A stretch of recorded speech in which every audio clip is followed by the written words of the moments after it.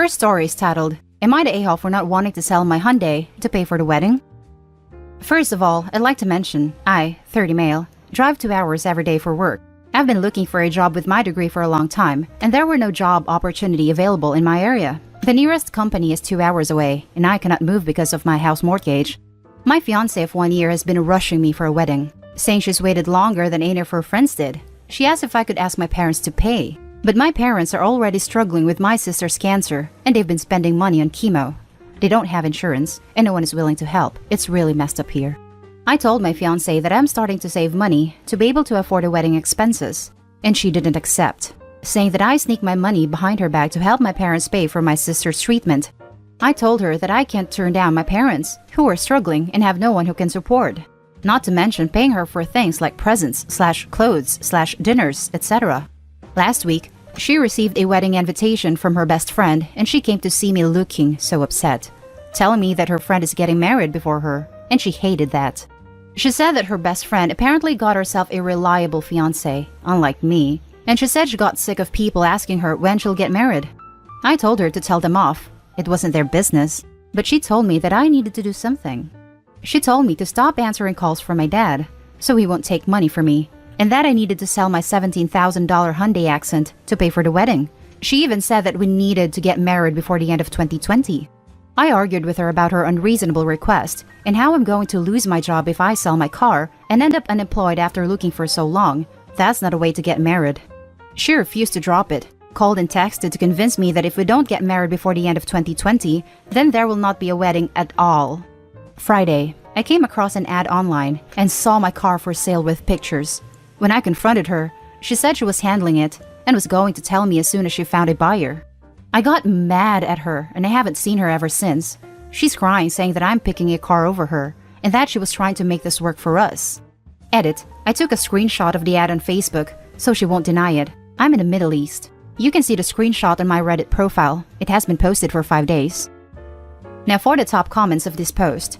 Dude, you don't need to get rid of the car. You need to get rid of the fiancé.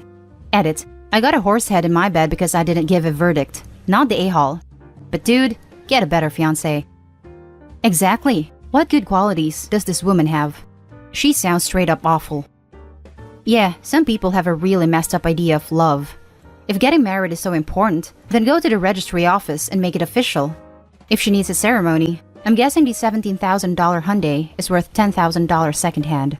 Then she isn't really going to impress her friends anyway for that kind of cash. Opie needs to find a better fiancé. You're the a-hole because you haven't ended your relationship with this trash person. She is bullying you into marrying her. Why are you letting her? Upvoted for the most honest answer in the thread, and the tough love that's needed here. Take a minute, get drunk, and then read your post like a friend made it, and not you, and give the poster honest advice. Not the a-hole, and break up with her. Your sister's cancer is more important than your wedding. You can do a courthouse wedding if she wants to be married.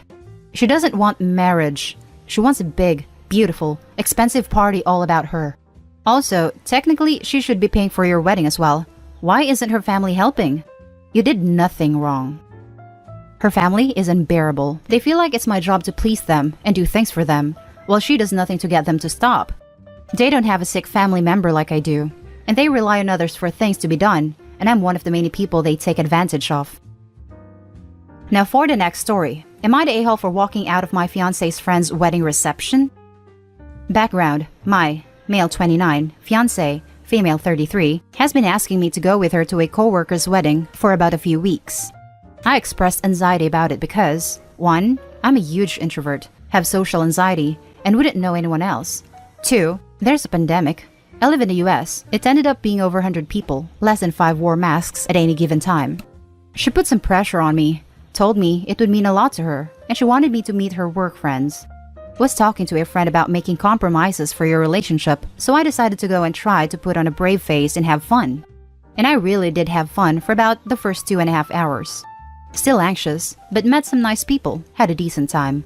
Then, a guy started yelling loudly near her friend, who was one of 3 black people there, about his political views, started following our group around seemingly wherever we went, yelling randomly about it, then looking at him, seemingly to see if he would react. At that point, my anxiety was bad, because negative attention-seeking people like that stress me out, and he'd clearly been drinking. So we were chatting outside in a small group, feeling the anxiety getting worse. Tried to nudge her, saying we needed to head home to feed our dog. He usually eats at 6:30, and we wouldn't get home until 10. She basically just ignored me and said he'd be fine, which is true, and I should have just been honest about how I was feeling. Then they call everyone in for the speeches.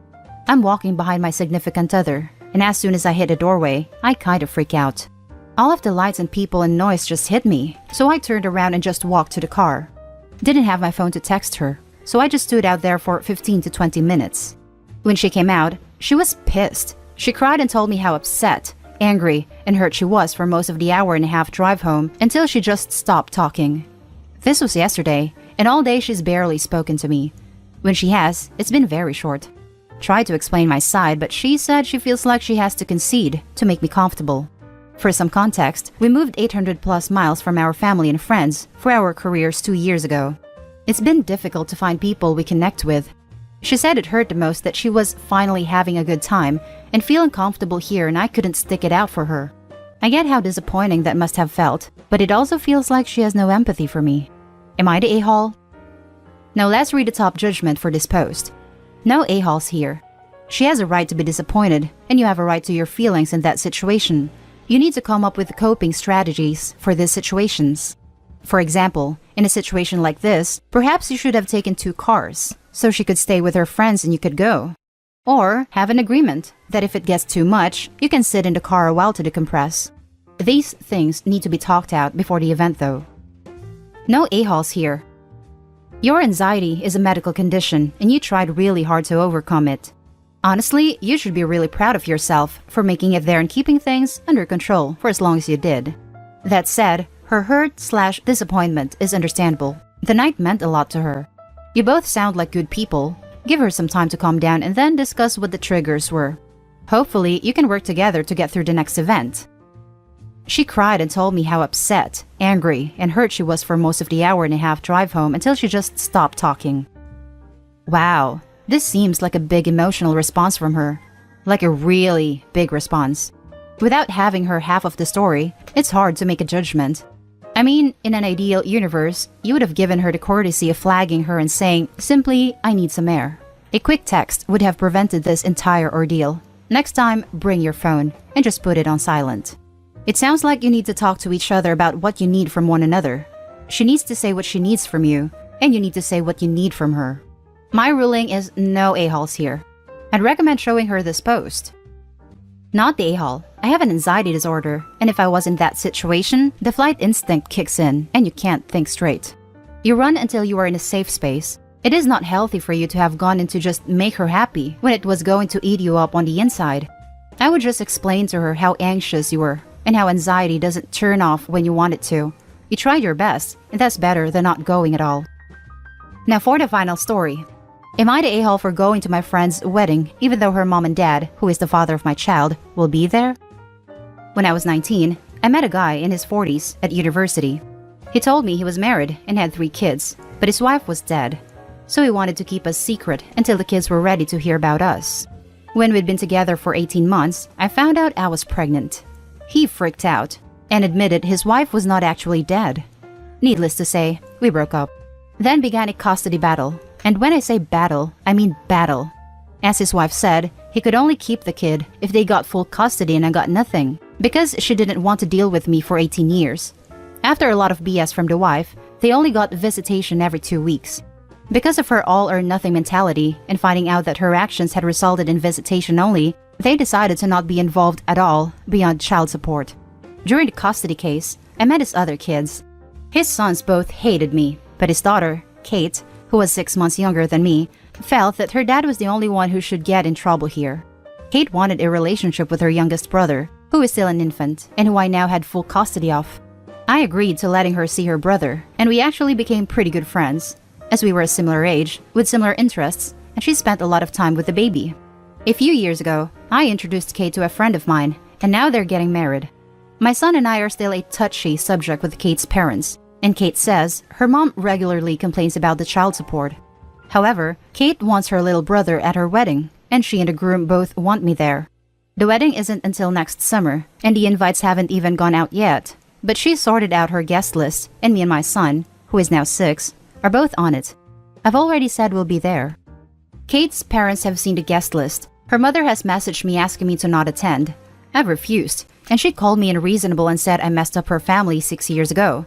She doesn't want any drama or BS like my son recognizing her husband as his father, which he will be able to do as he's seen pictures and knows that Kate is his half-sister, or the affair being made known to their wider family.